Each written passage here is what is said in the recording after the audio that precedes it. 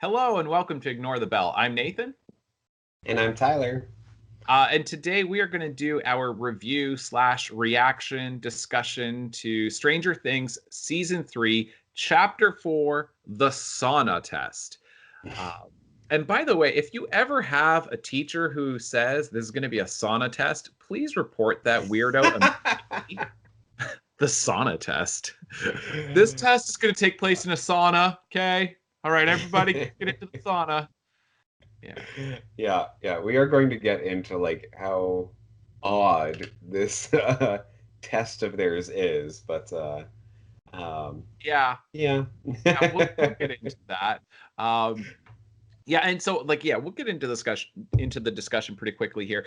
We do have a sponsor, so I want to get that covered, and then we'll get into this. So our sponsor for today is Scoops Ahoy. If you are hankering for some ice cream, Scoops Ahoy is the place you want to go to because they're going to be playing the same pirate music over and over and over again, so that won't drive you crazy. And also, there's no management. No owners in sight, just a couple of random teenagers who somehow are in charge. Scoops Ahoy, you know you can trust the products there.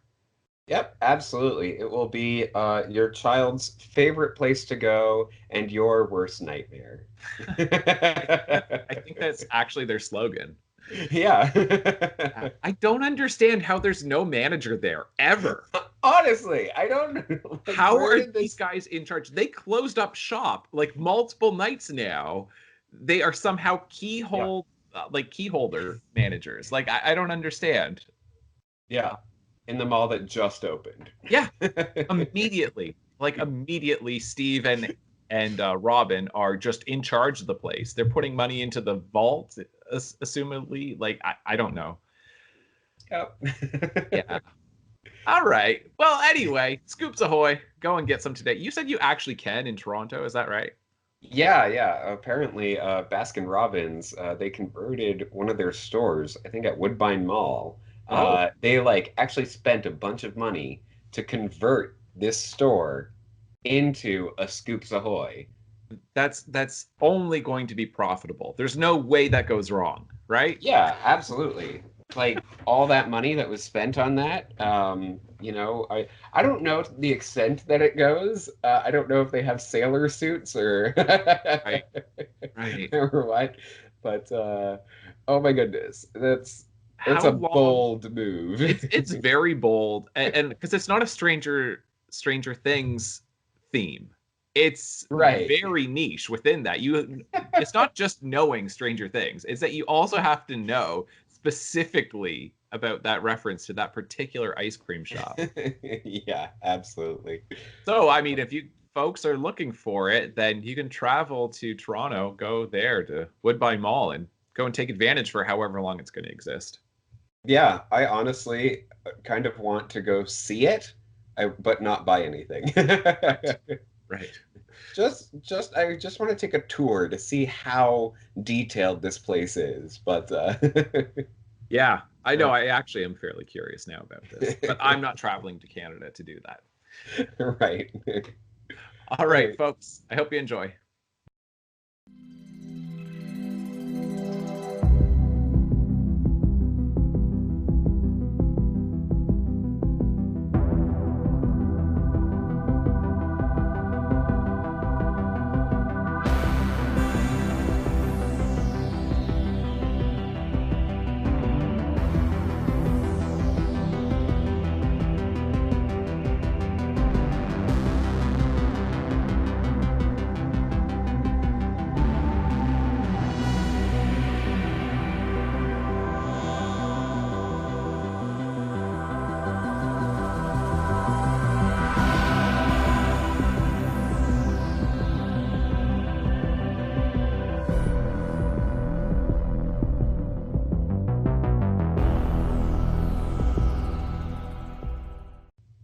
All right, so we are talking about episode 4 of Stranger Things season 3, the sauna test. I don't know how you feel about this, but I'm going to say this is the best episode we've had since season 1. Wow. Okay. There's a lot of really, really good stuff in this episode. But there are a few moments that really bothered me. Oh, I Um, literally had to write down how bothered I was by a couple moments. yes. Um, But no, like the fight sequence between Billy and Elle, I thought was fantastic. yeah, Like that was epic. Um, yeah, it's really really great to see the gang trying to plan something. Like the gang is in like the kids, yes, the party, yeah. uh, trying to actually plan an attack and everything. Like it, yeah, really really great stuff there. Everybody is doing something towards the plot that's actually working Yes. towards the plot, and you saw that at the end, like throughout episode 3. But then it kind of goes back to what you had with the structure, the dynamics between these different groups that you had in season 1, where you've got all these disparate groups Mm. that are getting little pieces of the mystery, and they're each kind of getting closer and closer to the truth, and ultimately they're all, you can kind of see where this is going, they're all going to come together, they share information, so then they actually know what's going on overall, and that we're getting a little bit more, but everybody is actively working towards this. And you Yes. get some fun little twists and surprises, like things that I did not see coming, because I feel like so much of season 2 was redundant from season 1, and it Mhm. was basically being telegraphed, right? Like it was just so obvious what they were doing before they were doing it. Yeah. They had all of these tells, like you weren't really surprised, but I was surprised multiple times in this episode. Hmm. Like I would say specifically, like one of the best surprises I found was when they are in what seems like the storage room, and then it turns out to actually be an elevator. I mean, I hated how quickly the elevator descended because that was Right. absurd. That Yes. was just nonsense. But and it That would was have my been, issue with it. But it it, was it like ridiculous. it yeah. As if that makes it more dramatic. I think it's actually like scarier if it's slowly descending. Yeah. That's so much creepier. Guys, I think we're moving. Right. That is like as campy as that may be, it is tense. Like Right. that's you know a level of realism there that is seriously lacking in that scene. Yes. And yeah, I mean, like there absolutely is a fair bit of absurdism with this, to think that somehow the Soviets have infiltrated Hawkins and they built this mall. So you do find out that with the ownership in this episode. But Yeah. then they built an elevator that is like a drop tower that you would see at an amusement park. Yes. And like, why does it need to have that speed? Why are they being as transparent as they are with their weapons and guarding this? And why the whole pretense of a mall to do this? Yeah. But it's not repetition from season 1 or season 2, Yep. and it is going in a different direction. It was a surprise, and I'm like, okay, yeah, I'll go with this. This is like fairly interesting. You know what I mean? Compared to so much of Oh the yeah. nonsense that we've had, it's not a subplot of Billy and Mrs. Wheeler are going to have an affair, right? Right. It's not a Yeah. subplot of who's this weird new girl, and like, oh, she comes from this troubled family and it's a broken home, and now you get those dynamics within the group. Instead, it's like, well, this is actually related to the experiments with the Hmm. lab with MK Ultra, and it's like it's something. Yeah. Yeah, no, absolutely. It it is very strange because I don't know like I mean obviously the intention with that is, like, oh, you got to watch the next episode right away, and I definitely feel that way. Like it auto plays the next episode, and I know that it starts off with the elevator falling. Um, Okay. that's all I saw, and I just Right. paused it right then. But I'm Right. like, oh, okay. So I want to know how far down does the elevator go? Yeah. Like, how long is that elevator shaft? That thing How? was like a couple hundred feet already. Like, Yeah. it's so weird that I don't understand. Oh my goodness. I like Yeah. the elevator idea. I just don't like the overall execution of it. It's that, can we Hmm. please still keep this somewhat believable? Yeah. Yeah. Absolutely. I think the poor CG Yeah. also contributed to that because it looked like, oh, yeah, that's what the elevator looks like. And I'm like, okay. Right. It's I don't know. Yeah. That kind of bothered me. No, I hear you. And yeah, there's definitely stuff. Like we'll get into it. I want to briefly give an overview because we did this with episode 3, but I want to do this with episode 4 as well because Mhm. you get to see all these different groups. So you've definitely got the what did you call them? The party? Yes. Yeah, Yeah. okay. So you've got the party of the early teens where they are um, suspecting that there's something deeply wrong with Billy, right? Because Mad Mhm. Max and 11 or Jane, right? That they know that they suspect something's going on. So then they come up with this test for the sauna. What else was going on though? Like, because the boys were trying to contact them. Why was it at the beginning? Because it was Will was so upset that they had to Yeah. contact. Yeah, because he was Yeah. saying that there's something going on. Um, Well, yeah, because he said like the shadow monster is back, like he's back, or the mind right. flayer, I guess. Yeah, the mind player. So yeah, because we've been Yeah. talking about it at like we've basically separated them as two separate beings because we really didn't know. And it Mhm. seemed like there was the mind flayer, which is that giant arachnid type of thing that kind of looms over the upside down. But then it seemed like there was separately a different thing, this smoke monster that goes into Will. But it turns out, and I like the explanation that you get that Will does. I thought that was actually Yeah. pretty well done, and that was very Stranger Things, right? That's Yes, what this show does absolutely. well.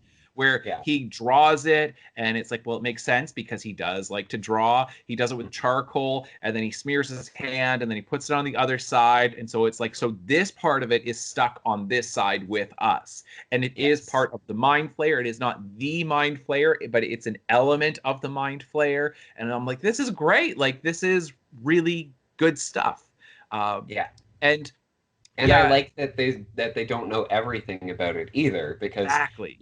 because it's like, wait, I thought if we took out the brain or separated the brain from the rest of this, then everything else would die. Why didn't this happen here? Oh, Yeah, okay, cool. we don't know because the demi-dogs died. But if this thing is actually the mind flayer, then it's a separate thing Yeah, from yeah. the actual demi-dogs or the demigorgon. So, um, yeah, that all is good. I take it though from kind of what you've hinted at so far that you don't care for the sauna being the instrument by which they're going to test whether Billy is, infected by this thing. I I don't have an issue with it. I think that it's actually like a really interesting way to, be like, oh yeah, we can heat up the body that way. Right. But I think that, you know, the fact that they throw Billy in there and then he's immediately upset and then they're instantly kind of just like, oh yeah, see, he's definitely possessed Oh, or whatever, then I'm right. like, well, but anybody who get like, especially Billy, Especially Billy. like, if he's thrown anywhere, like locked in a room, he's gonna act that way. His Like he's gonna character be, in general comes in deranged and, unhinged. yeah. Like, yeah, so I don't quite know. Yeah, you are right because they seem to. It wasn't clear at what point they're like, oh, he's definitely infected by this thing. It was more Mhm. just this slow. It, he's starting to confess a little bit, and then it was so strange that Max is so troubled by this. She cares so much for Billy all of a sudden. Like they've got this Yeah. great relationship, and that she's, oh, not him. Oh, it can't be him. Anybody else in town but him. And it's like, what are you talking about? You hate this guy. He's only your half Honestly, brother. Like he's been abusive to you, it seems like, ever since you guys have known each other. And he really belongs behind bars. This guy is a psycho. So I don't know why she's so troubled by this. yeah, yeah, it feels like they forgot that they were only half siblings. Like they're like, oh wait, they're siblings. There should be more Right. there. Like Yeah, or as if like that's just going to increase the tension. And it's like, no, that was not necessary. That just pulls you out of the scene. yeah, yeah, Yeah. absolutely. I really hated the way you first see the sauna though, with Oh, like that absolutely. was Yes, so I'm so dumb. glad you brought that up. Because they're like, okay, boys only. And then the boys have to like run in there, go over to Uh, the sauna. It's like, and then they open the door and it's like, look, see, this is where this is what a sauna looks like. And it's right here. And like, and then the old guy's in there, hey, shut the door. right. They just immediately scream, shut the door. How else is anybody supposed to come in short of opening the door? It's not like it was open for a really long time and they were having a conversation. It was Yeah. just the door open, shut the door. It's what? And Yeah. then like they're so traumatized by their, body types like of these middle-aged guys in there. And it's like, really? I don't Like they weren't completely naked, they know. had towels on and everything. You didn't get the sense that they like saw anything even, but like No. Uh, anyway, it felt very over the top though to just have that whole sequence of them going in to yeah. actually go over to the sauna It and even indicate, look, see, here's the control for the temperature right here. I'm like, I right. don't care. Like, At times this show it is so confused over its own identity, right? Is this a comedy show? And they just seem unable to resist that low-hanging fruit of getting a cheap laugh somehow, but they don't actually get the laugh, I don't think. Not amongst most viewers, right? Like I certainly didn't right. laugh at that. I just went, ugh, stupid. Like Yeah. as if you think that's going to make me laugh. And then at times then it just seems like it's so juvenile, right? Where they have to just outline everything. There's the actual thermostat for this thing. But other times then it remains fairly subtle and treats you like you're intelligent, and it Yeah. continues to be fairly patient.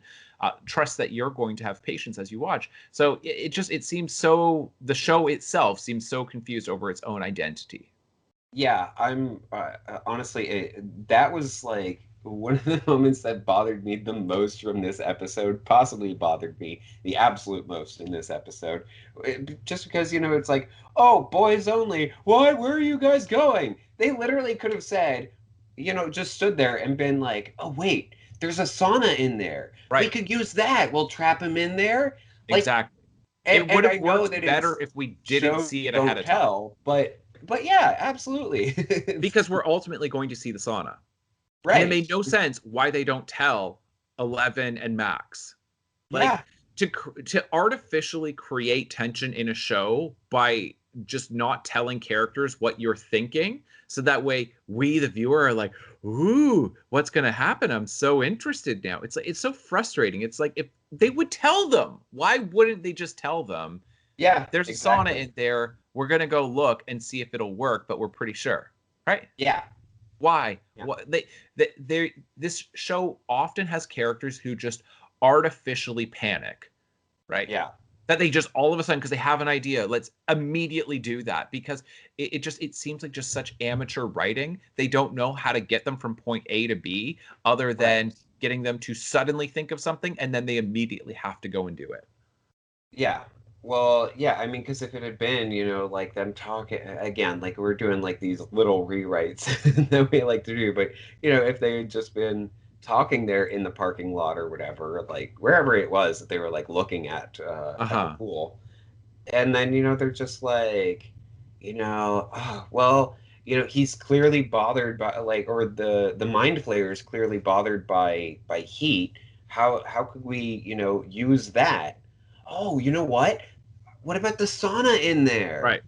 We could Oh, trap yeah, him. that's Yeah. yeah. Oh, Yeah. that's a really great idea. Wait, do we know how to work the sauna?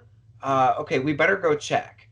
And then they go in there. You Right. know? Yeah. They could have done it in a much better way. And they really didn't need that whole tour as if we're so excited about what this could possibly be. Um, Yeah. yeah. Um, all right. All right. So you've got that going on with that group. Then you've got the Scoops Ahoy crew, where you've got Steve, Robin, and Dustin, and now Erica, because you can't spell America without Erica. So we even get the spelling of her name in there, right? Yeah, Erica with I the know. C, by the way, not a Right. K. Um, so yeah, they've got their, idea now of we'll sneak through the vents to get into that room to open it from the inside, which is a good plan. But Yeah. this whole, the attempts at comedy first with trying to get Dustin in there. I mean, I actually thought that part worked fairly well when Mhm. he's encouraging Steve to just shove him in by the butt. Right. Right. I actually did that. I bought. I was like, you know what? I actually do think that's how this would go. Not my feet, my butt. I want you to like grab, Right. And I'm like, that actually, I'm like, oh, that's pretty good. But Yeah. then it just goes completely off the rails with Erica. I know a Mhm. lot of people really like her as a character. I think that Really? she's, oh yeah, Oh, yeah. okay. I mean, I she's. disagree with most people. I'm not saying most people. I mean, maybe I Uh, did say most people. Just a lot of people do really enjoy Erica. Going back to season 2, they're like, "Oh, it's mhm. so great because she is, I don't know, so funny, so sassy." And I don't. I hate it because the idea of a younger sibling who has got this. Uh, I don't know what this Superiority complex. superiority, this caustic wit that she can Hmm. destroy anyone in an argument because she is just, she can destroy you verbally because she's just this insult comedian. And I'm like, are Yeah. you kidding me? If I had any like 8-year-old, like I think at this point she's probably like 10 or so, but like a 10-year-old, like a 10-year-old's not going to roast me. Like Right. especially a younger sibling like Lucas and her, like she's just making fun of Lucas all the time. And uh, like no, he would make her cry immediately if they actually Yeah. got into it. Like an older brother is not going to get bullied by his younger sister like that. um and she Yeah. bosses everyone around, and it's like we're supposed Hmm. to just think like, oh, that's so funny, she's unstoppable, like what can Right. you do with her? And it's like, that, no, this is ridiculous. She's not going to barge into an ice cream shop in the mall and demand to just like, get whatever flavor she wants again and again and again from the little samples and refuse to leave. Like, Yeah. Yeah. No, I mean uh that really bothered. That I actually was okay with. Like if she's like coming in and like asking for samples, and then it's a little bit of a, oh, look how clever she is. I'm fine with that. But her whole speech about capitalism, that's what oh I had to my write down. goodness, it's like it's some of the worst writing that we've gotten in Stranger Absolutely. Things. Like, yeah. And it's symptomatic. It's Like, a full speech. it is, it was incredible how this 10-year-old girl suddenly became Warren Buffett. Like, Right. that was literally the way Warren Buffett describes, like he'll go, like, well, I don't even really like the term capitalism. I prefer a market system because within a market system, like I've heard him do this before. And suddenly she turned into this, like an MBA graduate. She's got her Yeah. master's in business administration all of a sudden, and she's lecturing them on the principles of capitalism and the free market system.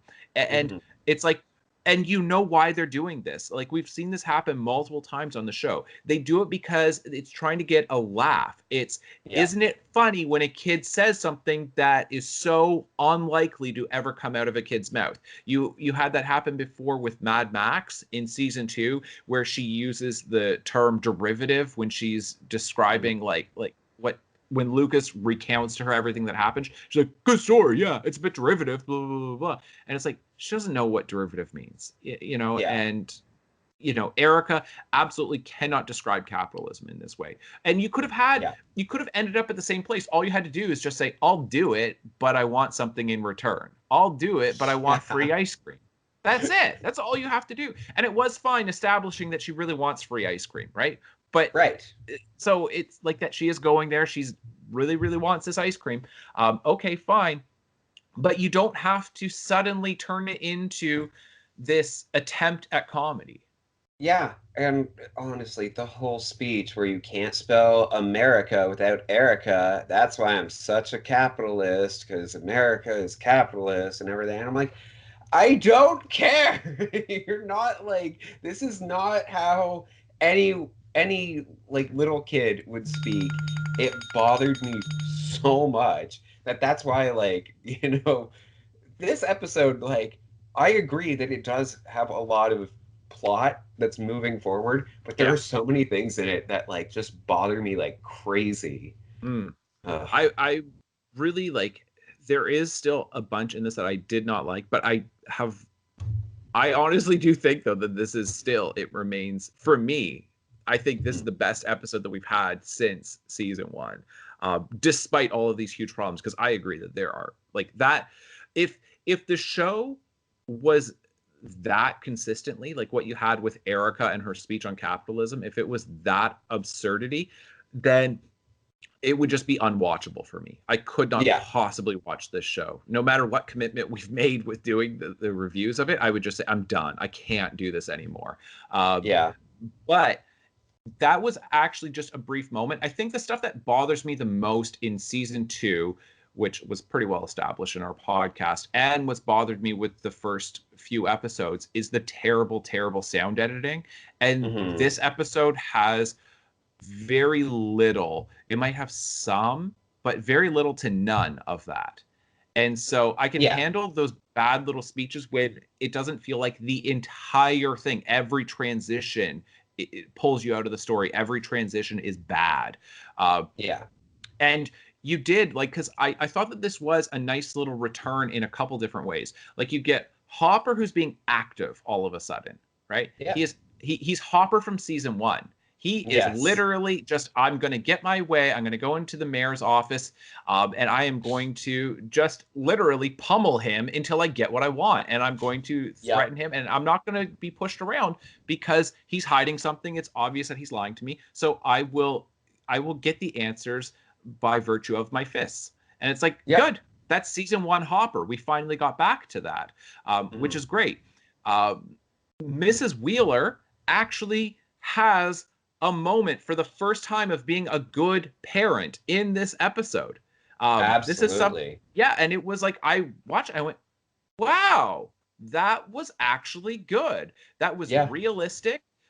You kind of get a little bit of insight into her as a character, not as a caricature, but as an Right. actual character of like, what is she doing with this husband? What is she doing with her time? You know, she just seems to have no real goals or ambitions in life. What does she even do for a living? And then it's like, you kind of find out from this, it's like, oh, well, the world is kind of a tough and cruel place. And she basically gave up on her dreams because it was tough. And like when she's talking through that with Nancy and saying, but Nancy, you're not like that. And, you're getting discouraged here.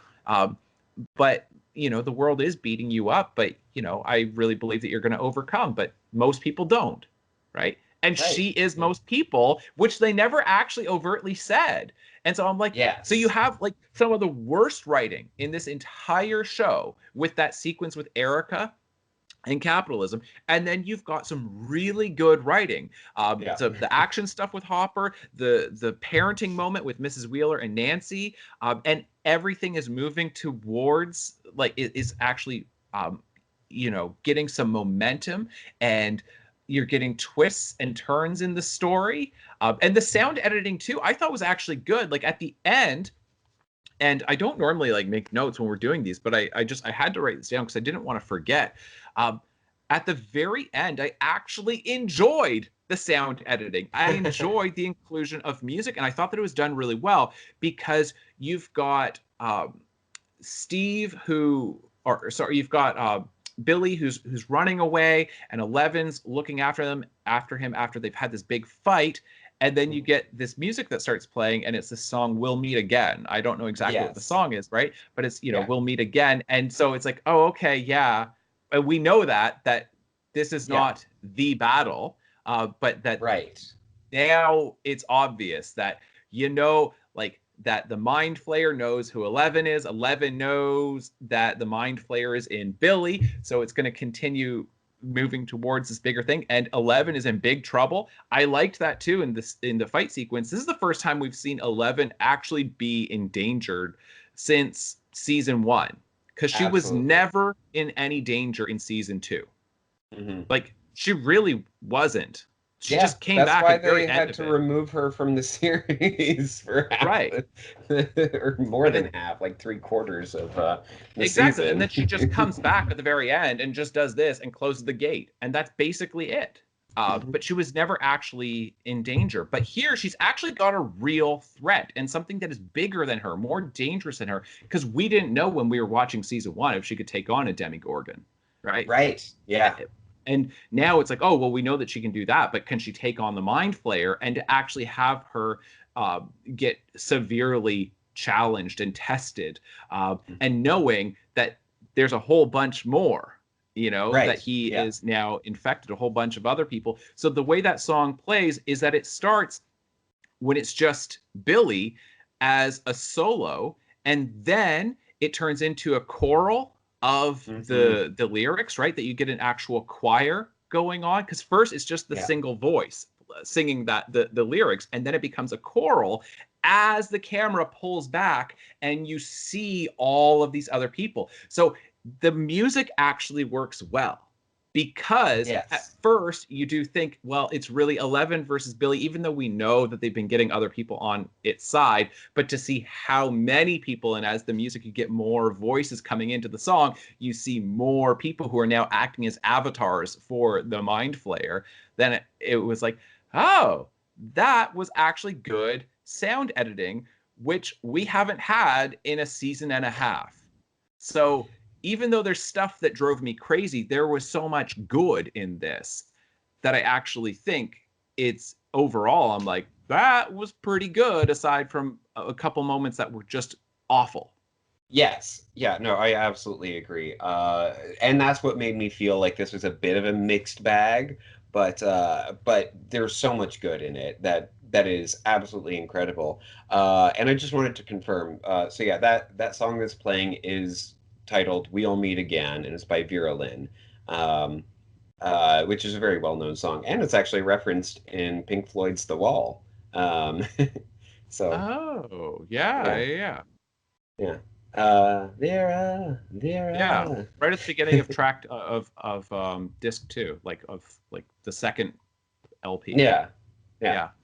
Yeah. Um, but yeah, so I really enjoyed, actually hearing that there. And you're absolutely right. Like the slow pull out of that shot, of that final shot, is so good. And yeah, because when the song first plays, then it's also a female voice, right? It's Uh-huh. Vera, Yep. who's singing. So you're Right. thinking like it's, you relate that instinctively to 11, and you're Yep. just like, yeah, we'll meet again, not sure where, not sure when, but I know we'll meet again. Yep. Um, and then, when we get this whole choral of voices, and we're seeing more and more of them, and it's so perfectly done with Heather, or Yeah. yeah, and with her saying, like, or with Billy saying, like, she could have killed me, and then Heather being like, yeah, but she can't kill us. And Exactly. it just keeps getting wider. And you're like, oh man, okay, And the way this the is. music is actually supporting that, it just it Hmm. actually, like I say, when is the last time that you can say that the music or the sound design is really working in this show? Right. Yeah. And so it is interesting because that song, obviously came out a long time Yeah. uh, before this. It's not an 80s song. Not No. every song needs to be an 80s song. Thank you. Thank you. Yeah. Yeah. I Um, think um I'm pretty sure that I think, as best I remember from season one, when they find the body, what they think is Will's body, at the bottom of the quarry, and they're pulling it out of the water, and then the other boys are there, and they're devastated because they genuinely believe that their friend, despite the fact that they thought he was actually alive, they really believe that he's dead and it's yeah. over. Then I'm pretty sure that it's an Anya song from the '90s, Okay. or maybe it's Moby. I can't remember. It's one or the other, but it's like from the '90s, maybe early 2000s, as best I remember. I could be wrong on that, but I feel like that's one of the best usages of music that you see Mm-hmm. in this show, which was from season 1. And again, it was not hit you over the head, remember this 80s hit. Because at Yeah. what point is, like, when has that worked in this show at all?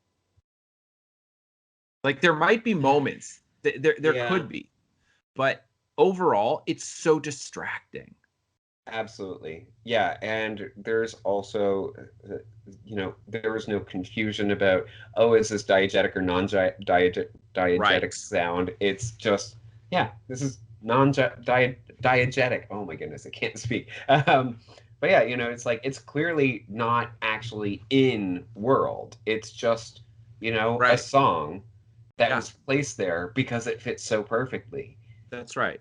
That's awesome. That's Using the good. techniques of cinema, sound Yes. and visual images together to create this meaning that you wouldn't get with anyone on its own. It's like, Yeah. yeah, that's kind of what filmmaking is all about. Yep. You know, Yep. As instead, like, opposed they just, to, yeah, they're cutesy, like, ha, that 80s song was playing on the radio, but now it's really loud, and now it's a montage of them doing right. this whole thing. And it's, oh my Oh my goodness, goodness. just Yeah, stop. when Whip It comes on, when you see Oh, the yeah. arcade, it's like, what does that have to do with the arcade? Like Yes, the so lyrics frustrating. have nothing to do with an arcade. Right. It's oh, Yeah.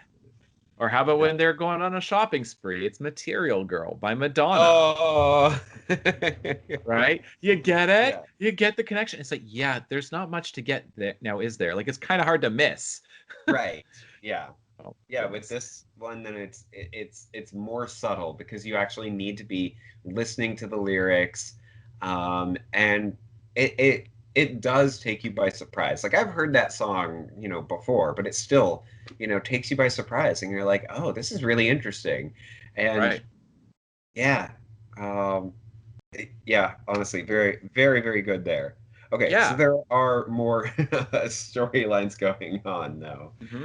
Um, so we've So you've got got Hopper and Joyce. They're basically trying to figure out what's going on with, like, what is causing this electromagnetic instability, right? mhm, That there's some kind of unstable electromagnetic field going on in town, and that it's got to be massive. And then, like, Hopper, through pummeling the mayor. And by the way, like, I do want to correct this. That we thought that it was yeah, the mayor's family that they intruded upon, where Heather is the daughter of the mayor, but it turns out she's the daughter of the editor of the newspaper.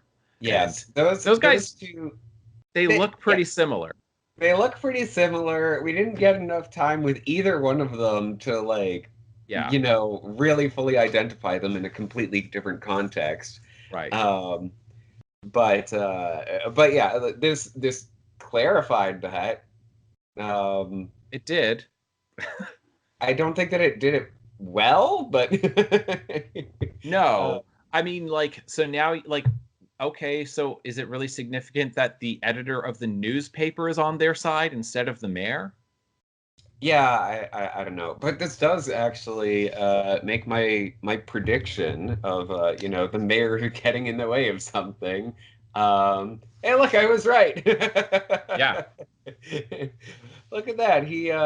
He had extra information that he did not want to share with them, and Right. Yeah, and but I do like the fact that it's like, he doesn't frustrate us the entire time. That it's just, there yeah, is a much simpler way to go about solving this and unraveling the mystery, which is to just hit him. yeah, and absolutely. and yeah, it's nice to see Hopper actually doing this. And it's because, and to be fair, his character was put in a very difficult position from the end of season 1, where he's been trying to protect 11 against the like, that basically the Department of Energy is, you know makes this agreement with him. Look, I'll keep things quiet, I'll basically cover up for you guys, but you guys don't get us in trouble. you know Hmm. do you know what I mean? He has this Yeah, agreement essentially, and then he doesn't want to rock the boat because he's trying to hide the fact that he's got 11. Um, right. And so, like, he can't really do too much because you don't want people looking into what's going on with him. But at this point, then he's not dealing with the Department of Energy, and it just seems like, I don't know, he's freed up now. Yeah. That the mayor is threatening him and he just doesn't care. And so, yeah, they haven't found anything at this point. They're just exploring all of these abandoned properties, right? Because did they find anything? No. I feel like Yeah, where we left off, they just found out that the Russians are, buying up all these different properties for some reason. right. But yeah, they didn't find anything at any of the properties so far. Right. So It's yeah, so I hope that there's a good explanation for this, because it seems very, very surprising that a Russian corporation is going to come in, or like Russian owners are just going to like buy up all of this property, build this massive mall, have these guys with submachine guns standing outside of it. And this is like 1980s America and middle America, that, these guys are just going to stand out. It's not like, yeah. the reason why I'm saying like middle America is, and I mean like small town middle America, is that it's not like, oh, they're in an industrial area of a Right. big, coastal city where it's like, yeah, they can kind of be anonymous and they've got bigger immigrant populations. I'm pretty sure people are going to know right away that you've got these foreigners in town. Like, how Yeah. many people, like, these guys are eating somewhere. They're going to Right. the store. Like, they've got their crazy Russian accents. A small town like Hawkins in the mid 80s, people are going to talk very quickly. And a mall doesn't go up within a few weeks. That's a lot Right. of construction. So I hope that there's some kind of explanation of how they've managed to do all of this without the US government knowing. Yeah. You know, the one thing that honestly came to my mind when the elevator like started plummeting Uh-huh. was, oh man, is this an elevator that goes all the way through the earth to Russia? Oh man. Oh man. If that's what happens, I'm done with the show. Honestly. I guarantee I'm just done if that's what Yeah. that is. They just come out and they're in the middle of Moscow. They're like, what is going on? Oh man. I don't think that's what's gonna happen. No, but man, that But thing was plunging. It was crazy deep. It yeah. really makes no sense why it had to go that fast or why it was that deep.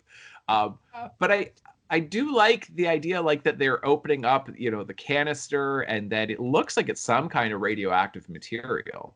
Mhm. Uh, I mean, maybe not, but it's green, or it's the ooze that created the Ninja Turtles.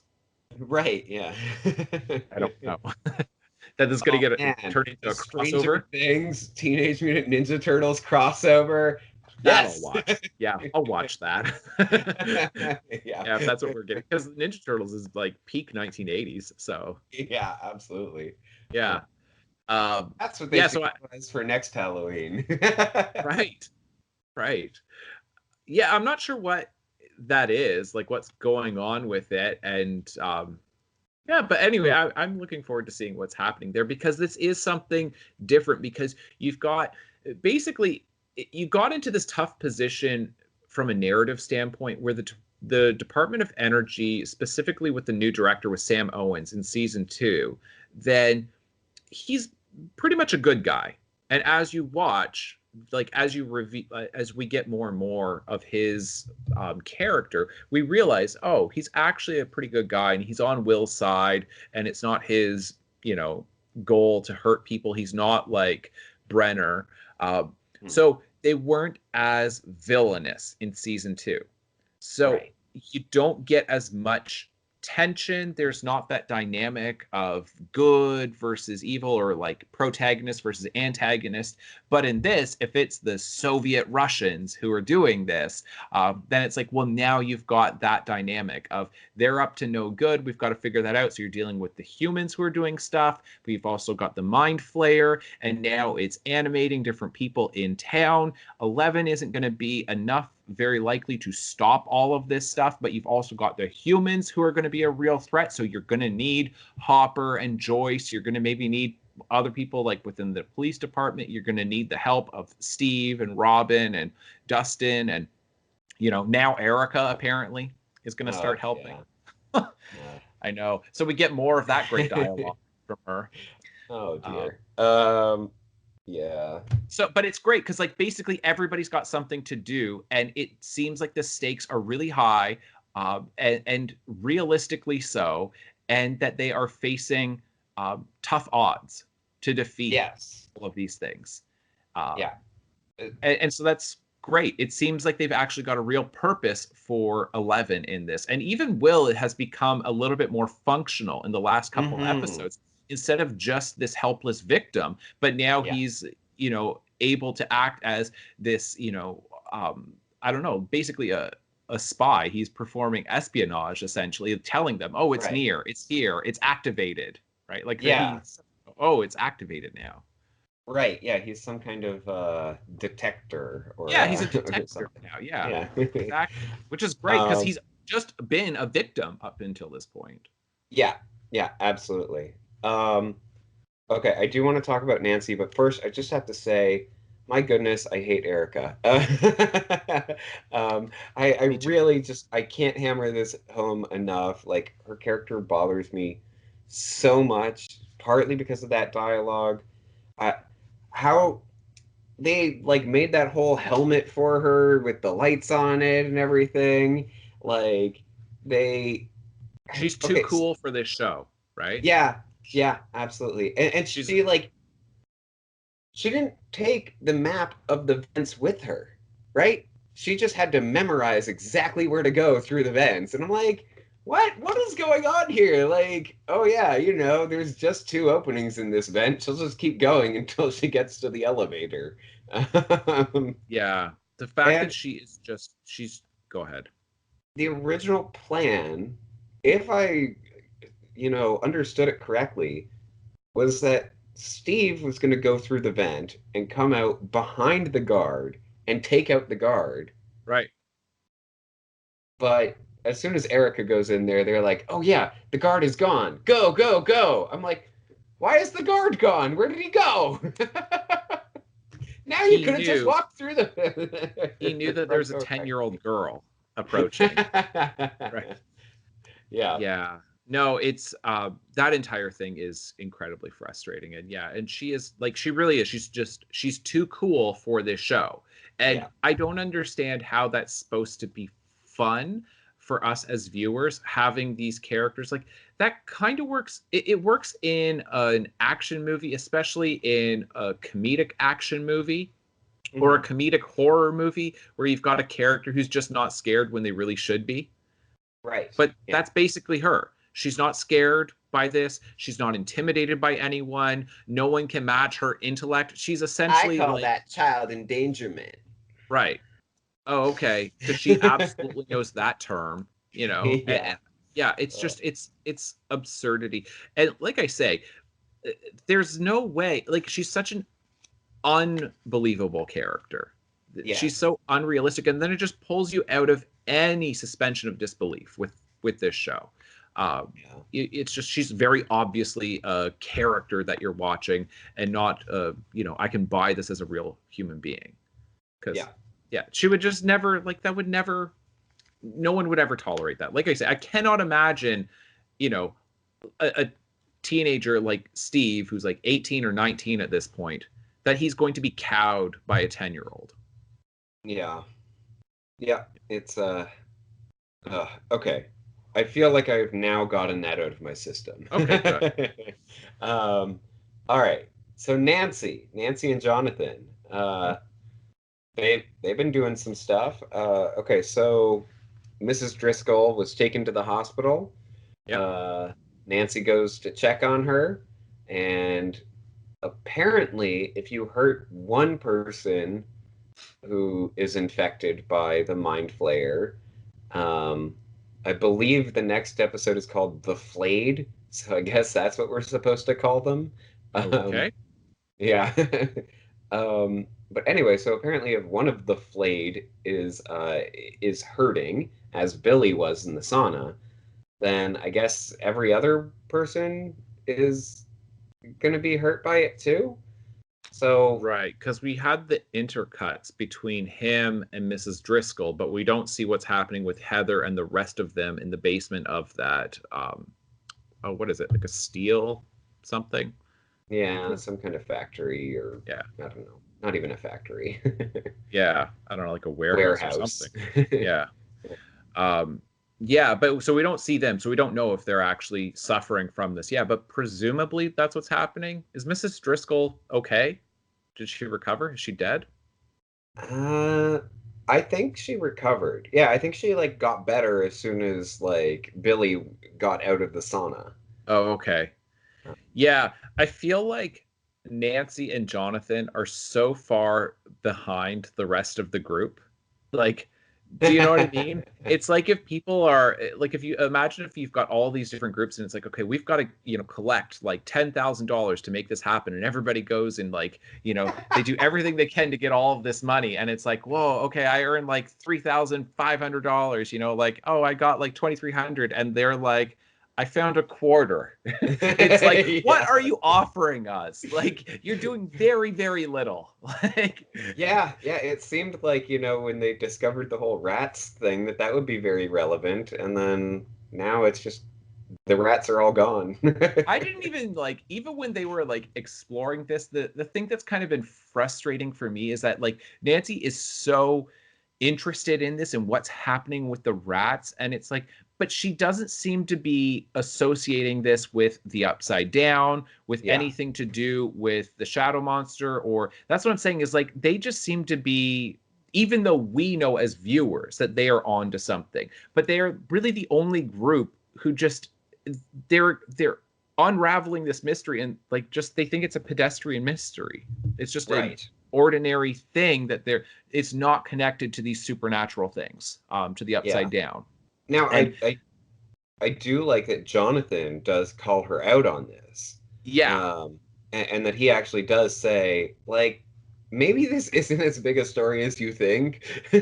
right. Um, I actually really appreciate that. I think that their, disagreement or fight is genuine. I think that that's a good moment in there that it doesn't take away from the story. We don't have to pause the rest of I agree. the series to focus on these two characters having a lovers quarrel. Right. It feels genuine. It feels like, yeah, this is what's going on, and it definitely is affecting their relationship. Exactly. I do agree with you on that. That I thought that the fight was realistic. It was important within this actual story, and that it doesn't seem like a huge distraction from Mhm. the plot that you have. Yeah, and I thought that it was a good fight. It makes sense because it feels authentic. It feels like yes, there would be quarrels like that. That this Yeah, internship is, and we had said it before, like this makes sense why it's so important to Jonathan, right? That right. he's doing essentially what he wants to be doing. That's been established from the very first season. He was already, even before that started, interested in photography.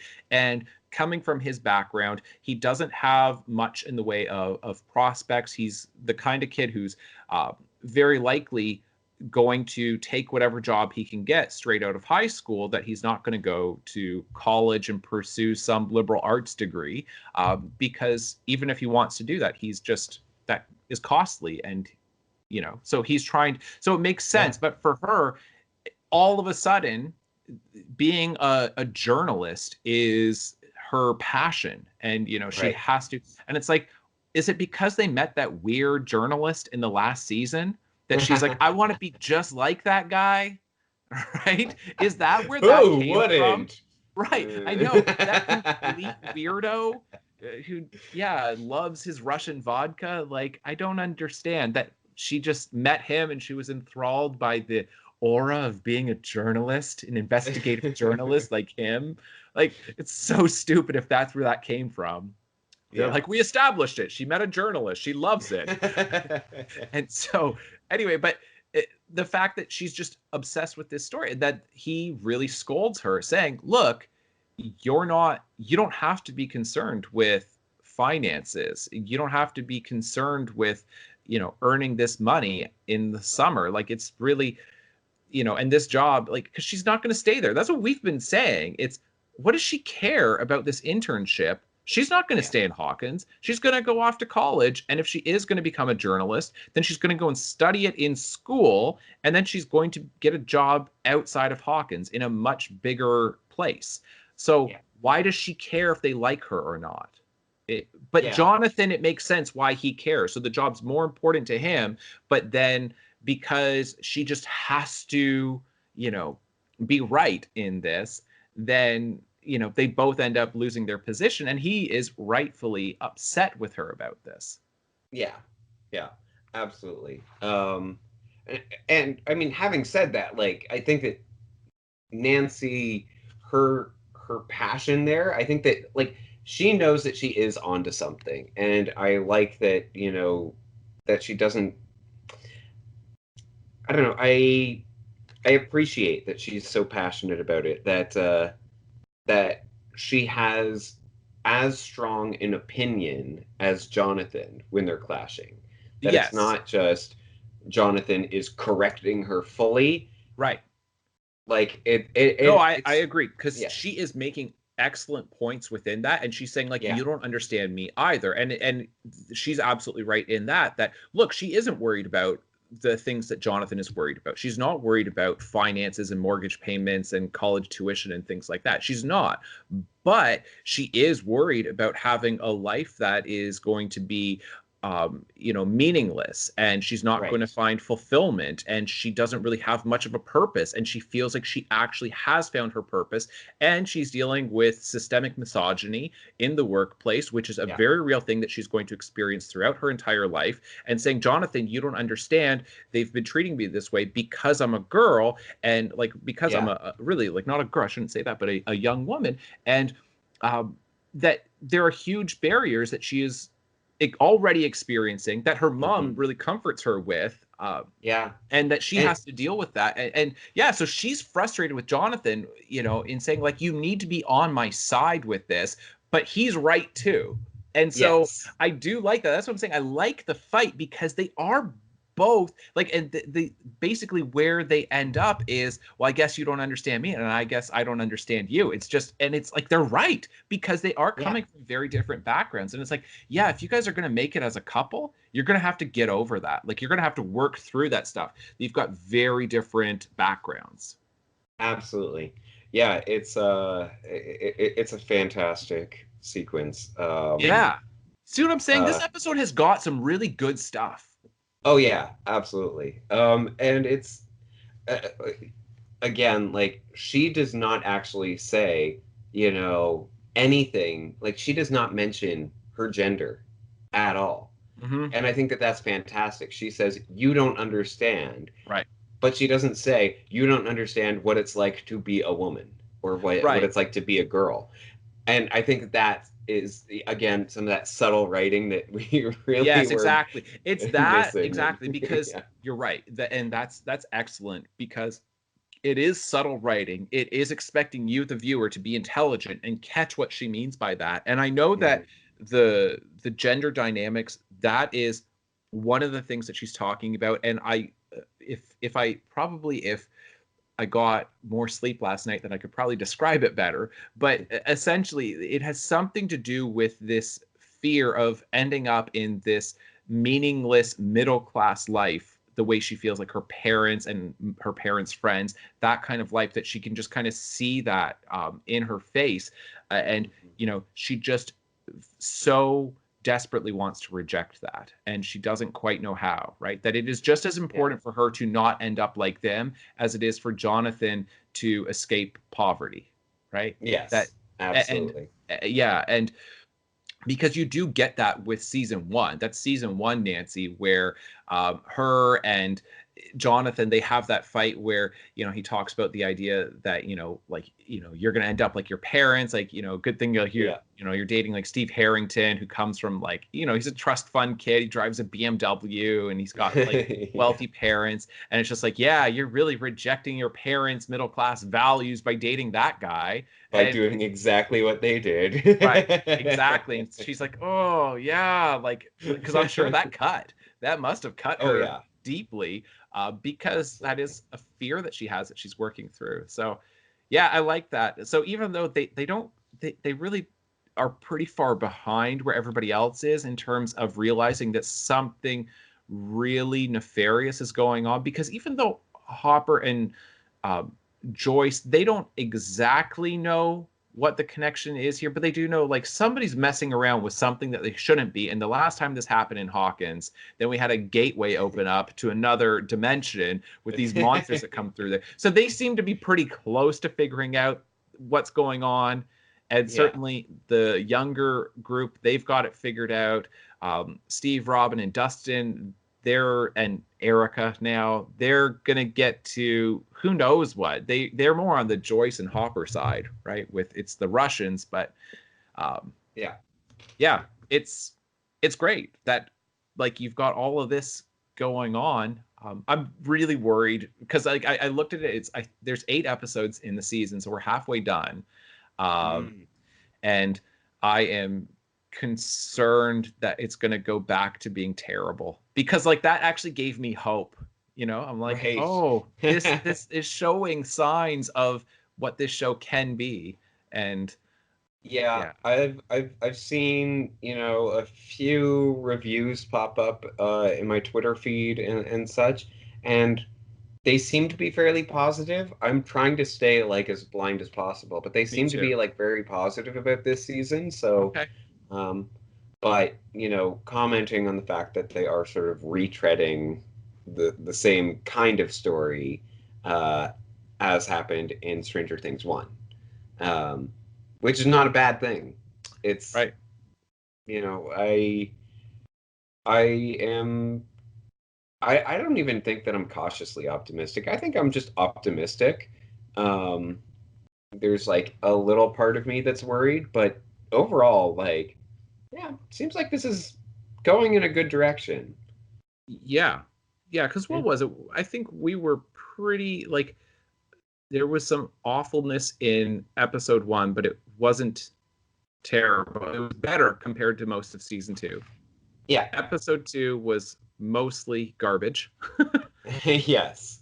Yeah. but then episodes 3 and 4 have been pretty good. Yeah. Yeah. Absolutely.